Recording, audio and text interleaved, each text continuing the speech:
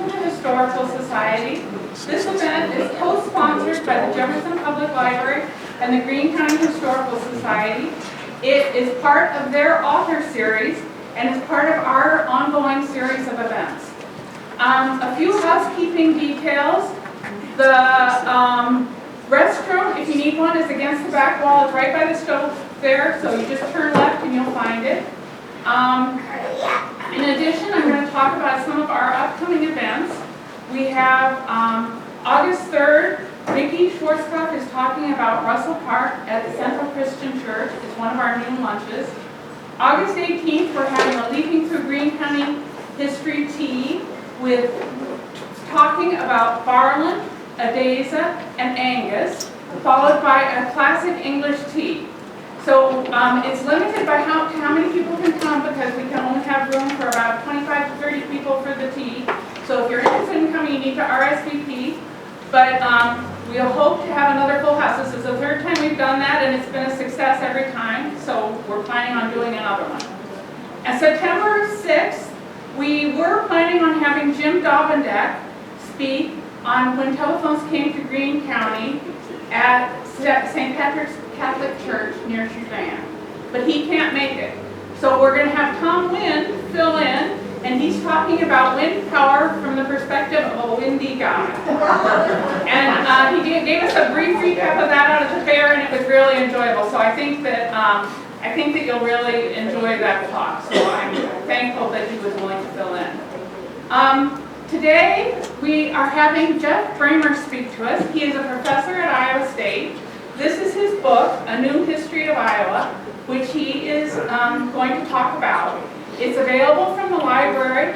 The library is also giving a copy of it away as a door prize today. The Historical Society has a copy, and you can order it from Amazon. So I would encourage all of you to go ahead because it's a really interesting book. I have just started it, so I have not gotten, it goes up to the 21st century, but I'm not anywhere near there. But I will read a brief blurb from the back, which talks about, I think gives a good impression of what it is. With his impressive scope, brisk pace, and unparalleled knowledge, Bremer has produced the new standard in Iowa history. Readers meet the farmers, politicians, activists, immigrants, and everyday people who have made Iowa what it is today, and simultaneously learn how Iowa history connects to themes, people, and events that extend well beyond the state's borders. A New History of Iowa is, quite simply, a master class in state history. And he is really knowledgeable. We have really enjoyed talking to him before this event, and you noticed a number of people have been up here talking to him, and so if you want to talk to him afterwards, I'm sure he will be willing to talk to you then about anything you're interested in terms of Iowa history. Also, after the event, as soon as he concludes speaking, Jane is going to come up here and talk about some of the library things. She's going to announce a door prize, and she's going to talk about the library upcoming events, and I'm not sure what all, but I'm sure it will be interesting because Jane is a wonderful speaker. So thank you. With no more ado, here is Jeff Bremer.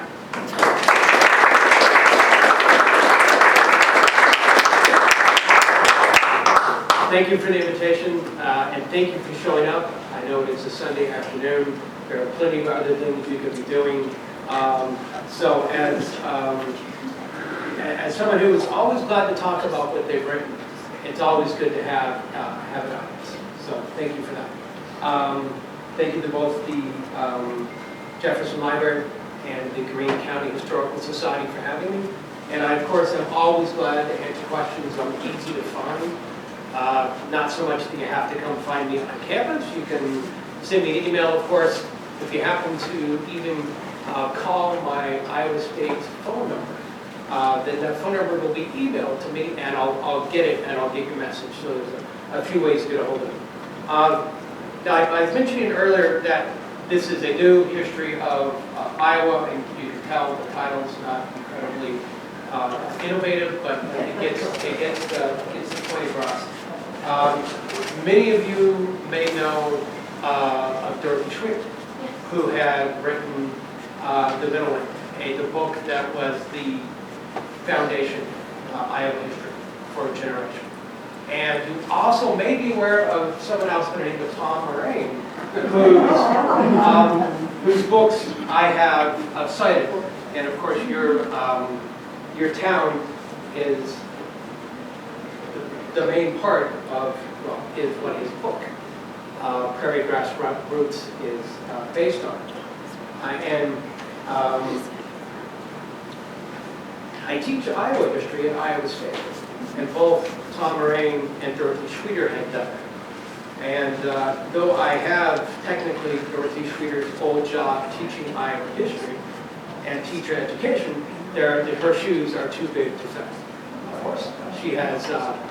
She did 6 or 7 books in Iowa, and along with Tom, had done the basic elementary history text, as well as he did several other books, and ran the State Historical Society for a decade. He ran Living History Farms, and he also was an administrator down at Graceland University. So it's humbling to be here, knowing who has done the work that I base much of my story.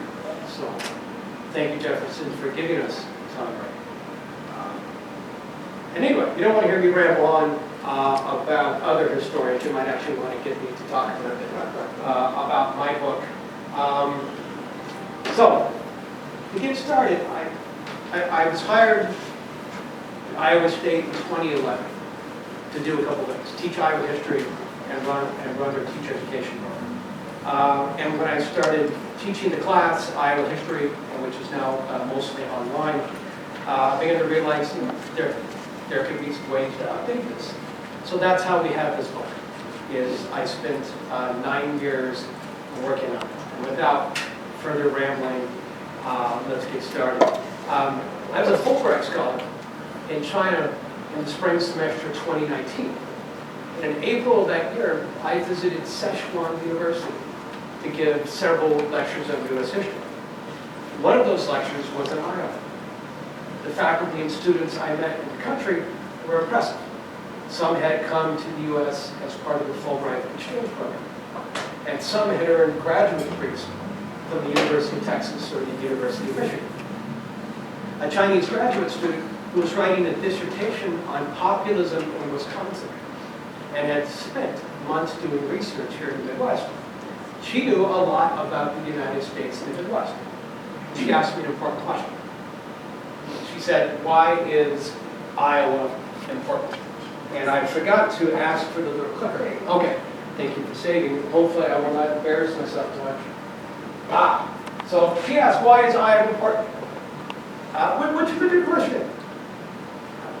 Because if you're looking at the United States from somewhere else in the world, you don't focus on the big flat part here in the middle where we're at. You know, Midwest doesn't get enough respect internationally.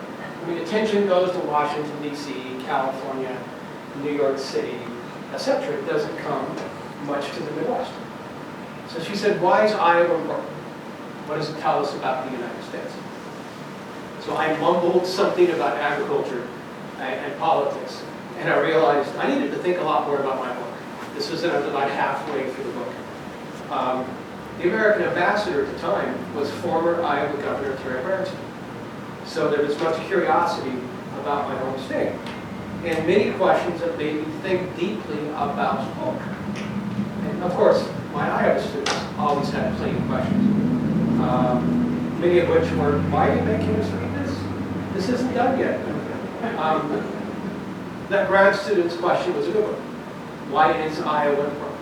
So I tried to, as I went through the book, make sure to give a broad story that includes as many different people as possible, that talked about everything from the urban areas to the rural areas, and from farming to slavery. The book ends at the end of 2020 as the COVID epidemic is raging through the state. So the book goes through the last ice age to 2020. So, you've probably seen this. This is, what is the Midwest? This is the ray gun. I actually used this slide. I did a Fulbright poll in the spring too, and I used this. So, is this Mississippi? Is this Iowa and Ohio and Idaho are sometimes confused? I had a grandmother who was commenced I taught at Idaho State. Okay.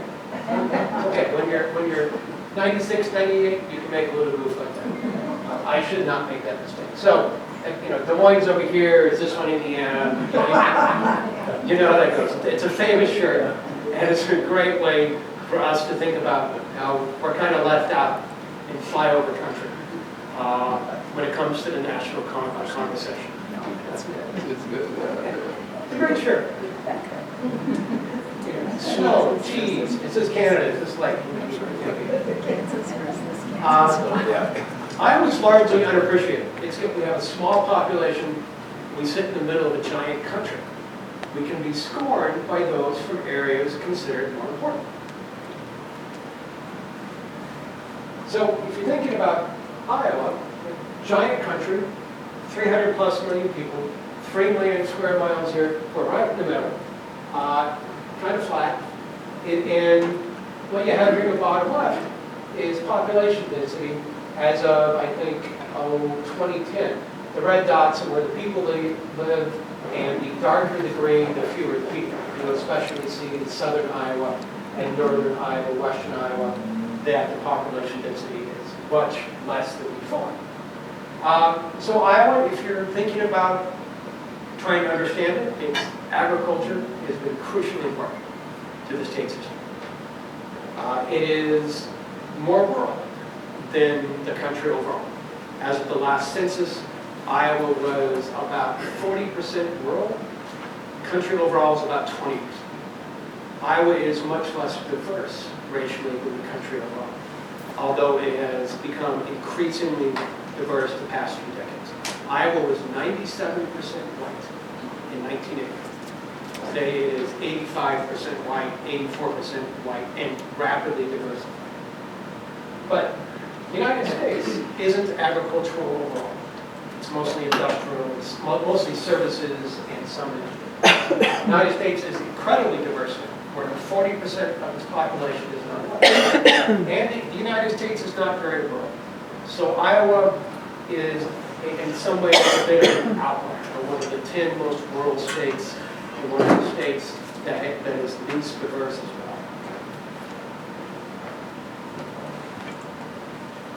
You may recognize this journal, Annals of Iowa, which is the current main remaining state journal.